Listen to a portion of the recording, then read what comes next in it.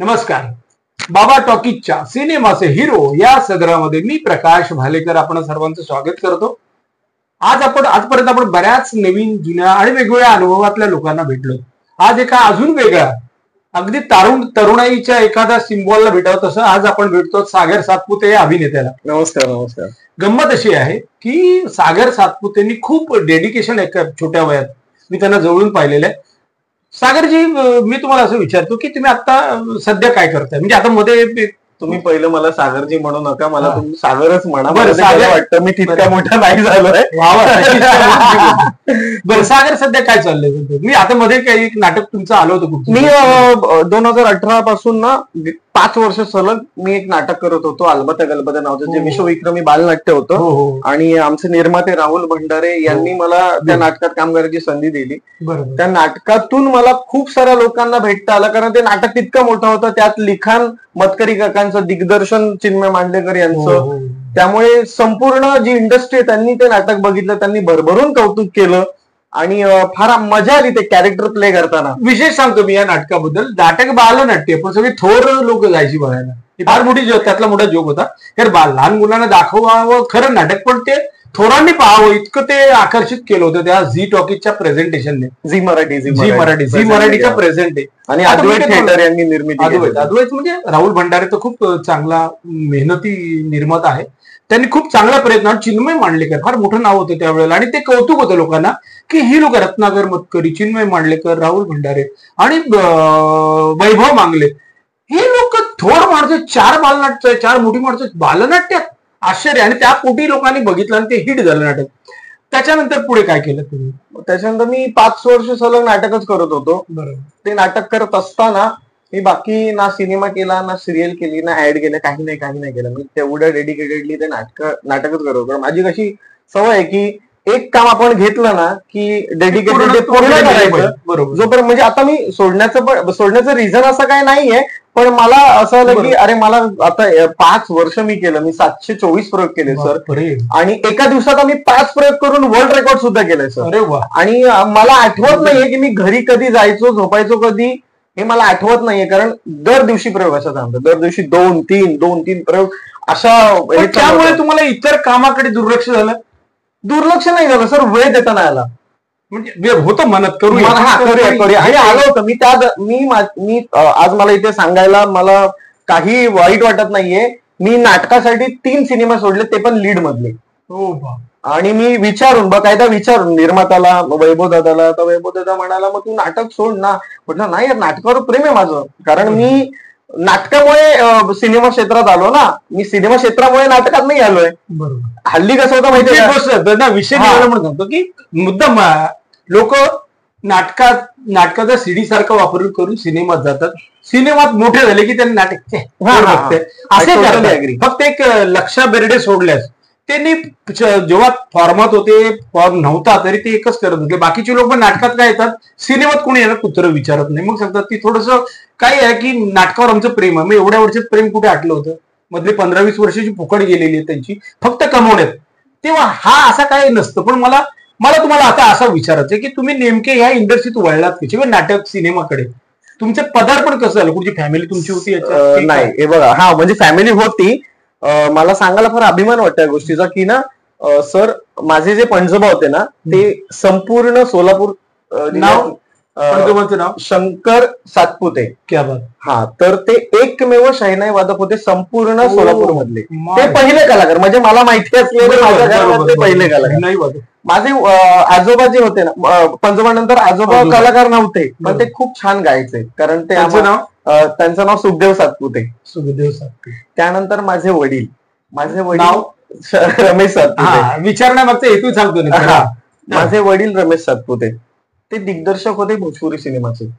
पण सर त्यांनी एक फिल्म केली होती, पण प्रॉब्लेम असा झाला की जेव्हा ती फिल्म रिलीज व्हायला आली तेव्हा प्रोड्युसरची मर्डर झाली, तेव्हा ती फिल्म रिलीज होऊ शकली नाही. काय नाव होतं सिनेमाचं? मला नाही आता आठवत नाव सिनेमा. भोजपुरी सिनेमा म्हणजे मी जर मराठी सिनेमात जर नसतो आणि मग वडिलांनी जर नावं सजेस्ट केली असती माझी कोणा दिग्दर्शकांना, तर मी भोजपुरीचा खूप मोठा नट झालो असतो. म्हणजे आम्ही एवढं झालं असतं. पण माझ्या वडिलांनी मला कोणालाही सजेस्ट केलं नाही. याचं रिझन मला खूप वर्षानंतर मिळालं. कारण मला रमेश सातपुते नावाचे वडील लाभले हे मी नशीब समजतो स्वतःला. कारण माझे एक मी तुम्हाला सांगतो सर, मी आता ह्या क्षेत्राकडे कसा वळलो. मी स्कॉलर होतो मुलगा, आणि मग माझे काका जे होते ते खूप माझे लाडबीड करायचे, आणि ते जेव्हा गेले ना माझे काका, त्यावेळेला मी ना डिप्रेशन मध्ये गेलो आणि नापास झालो. राजू सातपुते. सो मी डिप्रेशनला गेलो आणि मी नापास झालो सर. मी नापास झालो शाळेमध्ये, सहावीला नापास झालो, आणि मी फार डिप्रेशन मध्ये होतो. तर ना आमच्या शाळेत एक सर होते, रमेश गायकवाड त्यांचं नाव. वडिलांचं नाव पण माझ्या रमेश आहे. आणि मला मुंबईतले की गावाकडचे? मुंबईतले, गावातले, म्हणजे ते मूळ ते रमेश गायकवाड हे गावातले सर होते की मुंबईतले? मुंबईतले. माझी शाळा अबुद एज्युकेशन हायस्कूल शाळा चौकी, तिथे ते शिकवायला होते हिंदी विषयाला. ते आणि ते खूप चांगले रायटर होते, डिरेक्टर होते, गायक होते, असे ते सर होते. तर त्यांनी काय केलं माहितीये, आमची जी बॅक बेंचरची जी अशी टीम होती ना, बरोबर, त्या टीमला त्यांनी आम्हाला सायन्स प्रोजेक्टला घेतलं. सायन्स प्रोजेक्टला घेतलं तर आमच्या प्रिन्सिपल म्हणाले, अहो सर तुम्हाला कळतंय का, ही पोरं अभ्यासात घडणार, त्यांना तुम्ही सायन्स प्रोजेक्टला काय घेतलंय? ते म्हणाले की सगळेच जर डॉक्टर इंजिनियर झाले तर कलाकार वगैरे हे कोण होणार? हे ते वाक्य त्यांचं माझ्या डोक्यात फिक्स आहे, आज तागात फिक्स आहे. मी कुठल्याही शाळेत गेलो की मी हे सांगतो, तुमच्यातले सगळे डॉक्टर इंजिनियर होणार नाहीये, कोणातरी कलाकार व्हावं लागणार आहे, तर हे जग एंटरटेन होणार आहे, हे तुम्ही लक्षात घ्या. बरोबर, करेक्ट. मग सरांच्या त्या सायन्स एक्झिबिशनच्या आम्ही स्किट मध्ये आम्ही काम करू लागलो. मग आम्ही शाळेतून बालनाट्य केलं. मग मला बालनाट्याचं नाव वगैरे थांबा एक त्यांचं एक बालनाट्य होतं. त्या बालनाट्याचं नाव होतं की चलो हम इस वसुंधरा को बचाए. अच्छा, असं हिंदी सर. मी तुम्हाला मी मराठी नाटक पर्यावरण. आणि ते सोशली फार म्हणजे ना हे होते की आजही तुम्हाला सांगतो की मी शॉवरने आंघोळ करत नाही, मी बादलीमध्ये पाणी घेऊन आंघोळ करतो, कारण पाणी वेस्ट जातं. ती शिकवण आहे त्या सरांची आम्हाला. नुसतं त्यांनी आम्हाला नाटक नाही शिकवलं तर ह्या गोष्टी पण शिकवल्या. आणि आम्ही तुम्हाला सांगतो, मी जेव्हा सायन्स एक्झिबिशनच्या ह्याच्यामध्ये स्किट करू लागलो, बालनाट्य करू लागलो, मी माझ्या शाळेचा एकमेव असा नट होतो ज्याने 10वीला 18 प्राइजेस मिळवलेत. आणि ते प्राइजेस आयुष्यात कधी आज तागत आमच्या शाळेला मिळालेले नाहीत, हे मी ठामपणे सांगू शकतो. ते सर्व श्रेय आमचे गायकवाड सरांना जातं. मग आता काय झालं, हे बालनाट्य करत असताना मी कामगार कल्याणचं बालनाट्य करत होतो. तिथे मला परत एक सबकुच एक talented director, writer, music director भेटले, बाळा साळसकर. जे काम केले. बाळा साळसकर म्हणजे त्यांची लेखणी, म्हणजे त्यांची कॅलिग्राफी जे म्हणतात ना, आजही त्यांचं स्क्रिप्ट माझ्याकडे बापांच्या बापचं. आम्ही जिथे जिथे परफॉर्म केलं तिथे मला बेस्ट ऍक्टर मिळालं. एकांकिका म्हणजे बालनाट्य पहिलं. बरोबर. त्या माणसांकडे काम केलं. मग आता काय झालं, जर आम्हाला ना गाईड करणार कोणी नव्हतं की हे असं कर किंवा ह्यांच्याकडे जा त्यांच्याकडे जा. शाळेत तर म्हणजे डॉमिनेटर टीचर पण होते की अरे हे बॅक बेंचर आहेत, यांना काय घेऊन त्यांच्यासाठी स्कॉलर्स वगैरे. पण तुम्हाला एक गोष्ट सांगतो, जे सायन्स एक्झिबिशनला एक्सप्लेनेशन असायचं ना प्रोजेक्टच्या विषयी, ते मला पाठ असायचं. सर मग काय करायचो, जेव्हा जजेस यायचे त्यावेळेला जी स्कॉलर मुलगी किंवा मुलगा असेल तो ते नरेट करायचा, पण ज्या वेळेला इतर शाळेतली मुलं बघायला यायची ना त्यावेळेला मी नरेट करायचो सर, हिंदीतून आणि मराठीतून. मग नाटकाकडे कसं काय पदार्पण झालं? नाटकात कसे आलं? कमर्शियल पहिलं तुम्ही नाटक केलं, सिनेमा केला की सिरियल केलं? पहिलं पदार्पण. तर काय झालं, नेमकं कशात आहे? शाळेत असताना हे नाटक बालनाट्य करत होतो आणि मला मंदार शिंदे भेटले. मंदार शिंदे ज्यांनी नो प्रॉब्लेम नावाचा सिनेमा वगैरे केलाय. तर ते त्यावेळेला डिरेक्टर होते एका मराठी सिरियलचे, केदार सरांच्या. सो तिथे मला केमिओसाठी बोलवलं. सिरियलचं नाव काय? वरचा क्लास. अच्छा, वरचा क्लास. तर त्या वरचा क्लासला तुम्हाला मिळालं?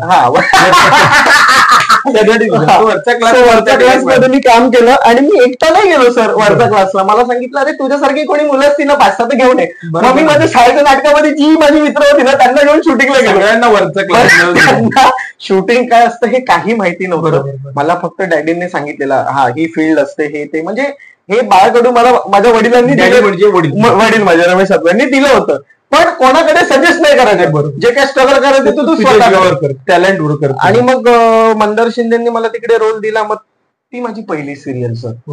बालनाट्य करून मग ती सिरियल मिळाली. नाव काय? वरचा क्लास. वरचा क्लास. अगदी वरचा क्लास झाल्याच्या नंतर मग मी केदार सरांच्या 2-3 सिरियल केल्या. असे केमिओ छोटे छोटे छोटे रोल केले. आणि मग मला राहुल भंडारेंनी मला डायरेक्टली नाटकामध्ये चान्स नाही दिला. त्यांनी मला खूप पारखून, म्हणजे मी त्यांचे पथनाट्याची कामं असायची ना, ती कामं मी करायचो. मी 5,000च्या वर पथनाट्य केलेत. म्हणजे आज जितके नट आहेत ना, त्यांना मला सांगायचं आहे की तुम्ही कुठेही शिक्षण घ्या, पण ज्या दिवशी तुम्ही पथनाट्य करताना त्यावेळी मला कळतं की तुम्ही किती वर्सटाईल आहात. कारण नवीन नवीन प्रयोग ना, म्हणजे आज नवीन ऑडियन्स आणि त्यांचे रिॲक्शन हे तुम्हाला कुठल्याच थिएटरमध्ये सिनेमाचं मिळत नाही, नाटकाचं मिळत नाही. हे तुम्हाला पथनाट्यातच मिळतं ज्यावेळेला तुम्ही जमिनीवर काम करतो सर. म्हणून मी जमिनीशी आजही प्रामाणिक आहे. नाही खरं. आता मग त्याच्यानंतर मग तुम्ही कमर्शियल नाटक केलं की सिनेमा केलं पुढे? ऐका, आता म्हणजे हे झाल्याच्या नंतर मला सुनील पाटेकर म्हणून दिग्दर्शक आहेत, जे माझे आवडते दिग्दर्शक आहेत. मी माझं पहिलं व्यावसायिक नाटक हे हिंदी केलं सर. काय नाव होतं? आस्था नावाचं. त्याच्यामध्ये मी एक स्कॉलर मुलगा असतो, दिसत नसलो तरी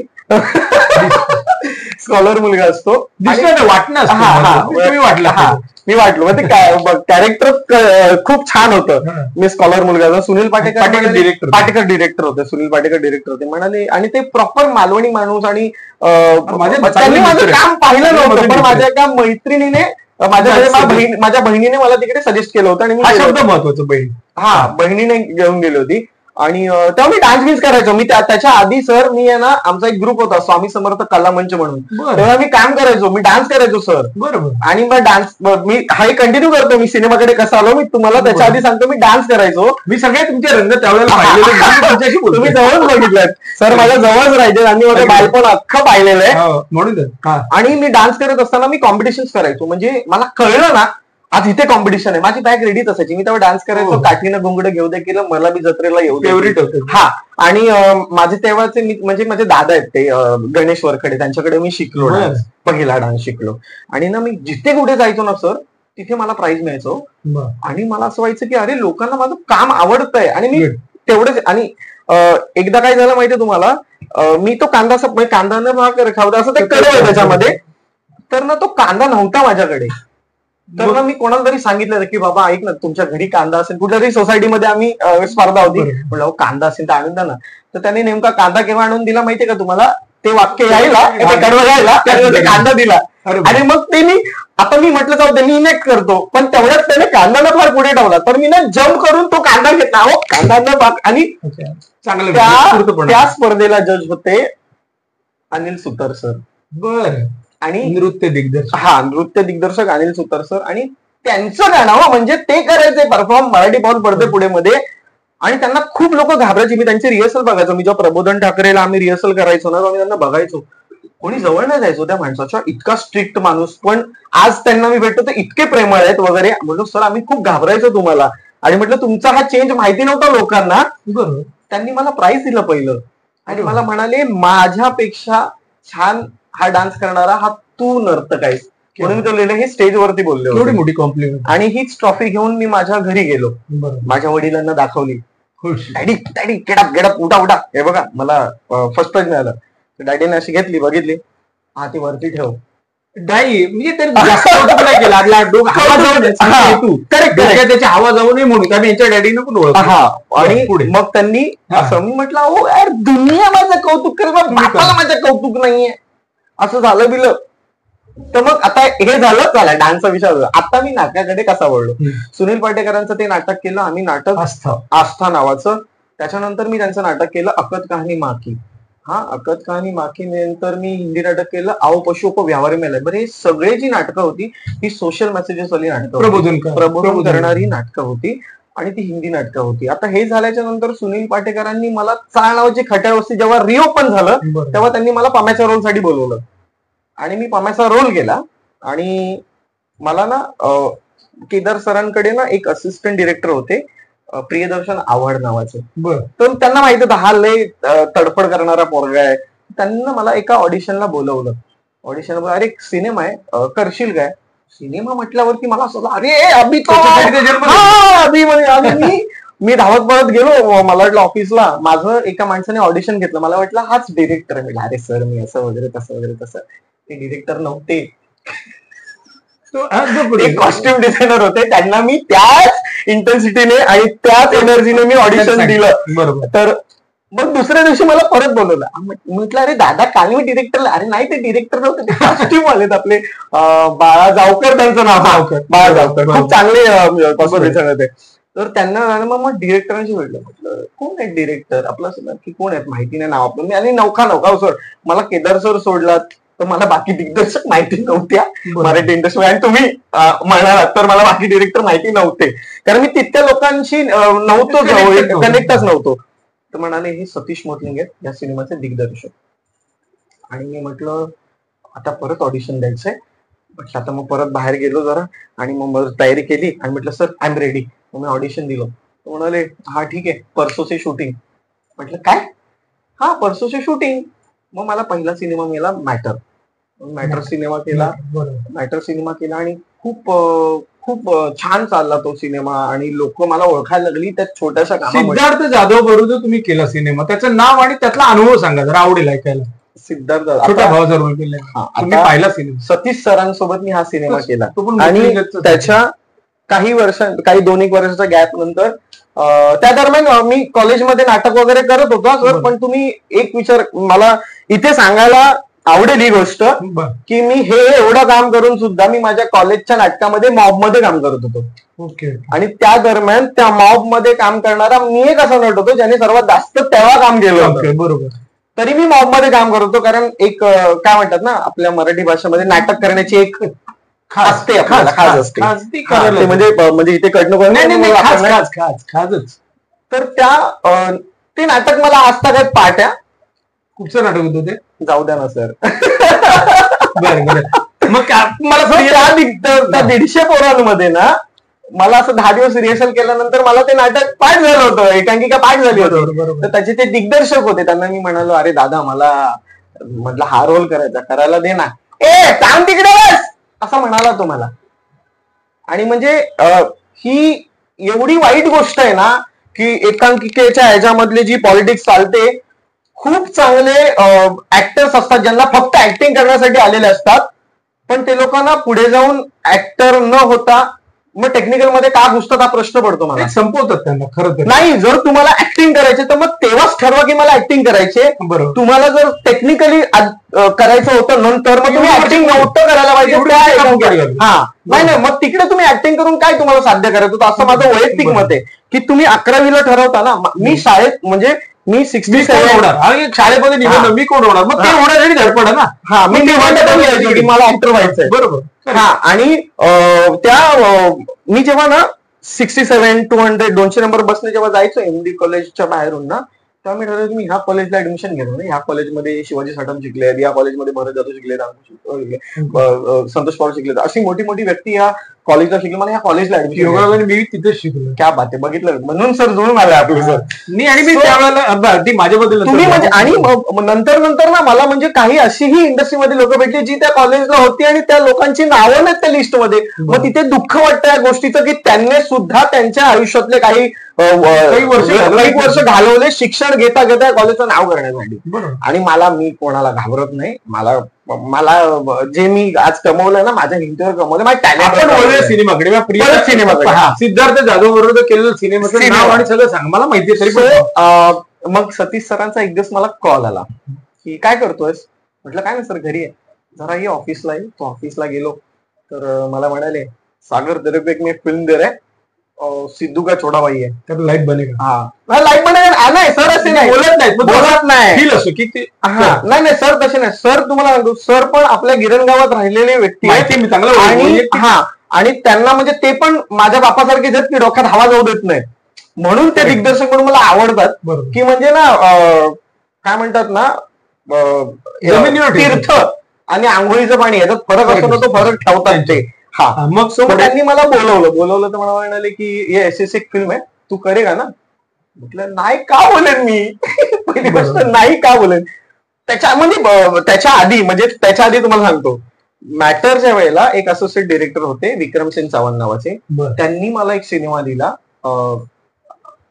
ह्यांचा समित कक्कड यांचा आईना का बाईना. त्याच्यामध्ये माझा सर एकच सीन आहे, कडक एकच सीन आहे. माझा प्रोस्थेटिक हात वगैरे होता, तो प्रोस्थेटिक हात वगैरे बनवला पण शॉट माझ्या ओरिजिनल हातावर घेतलाय. मग मी म्हटलं अरे एवढे पैसे याला खर्च करण्यापेक्षा म्हटलं ते पैसे मला द्यायचे होते आणि माहितीच नाही ना. आणि चांगला सिनेमा, अवॉर्ड विनिंग सिनेमा, खूप म्हणजे इंटरनॅशनली त्याला खूप अवॉर्ड मिळाले. आणि समित सर अजूनही म्हणजे मी कधी भेटलो वगैरे तर मला म्हणतात त्या रोलची आठवण पुढे त्यांनी रिपीट का नाही केलं असं नाही वाटत मला, का नाही रिपीट केलं? त्यांनी 2 सिनेमे केले ना सर, त्यामध्ये माझ्यासाठी रोल नव्हता. मी त्यांनी जो काकामुता ह्या सिनेमावरतून तो हा एक सिनेमा केला होता हाफ तिकीट नावाचा, त्यामध्ये मी म्हटलं सर मुझे काम करना है आपके साथ. तर मला म्हणाले की सागर तू वो फिल्म देख, उसमें अगर तुझे लगा की ये रोल तू कर सकता है तू घर पे ऍडव्हान्स लेके जा. मी तो अख्खा सिनेमा बघितला तमिळमध्ये आणि त्या सिनेमात रोल नव्हता. सो म्हणजे हा माणूस हा तरी विचार करतो माझा की इस बंदे को मुझे बुलाना है किसी कैरेक्टर के लिए मेरे मूवी में. तर मग हे झाला हा सिनेमा. मला आयना का महिना मिळाला मला विक्रम दादाकडून.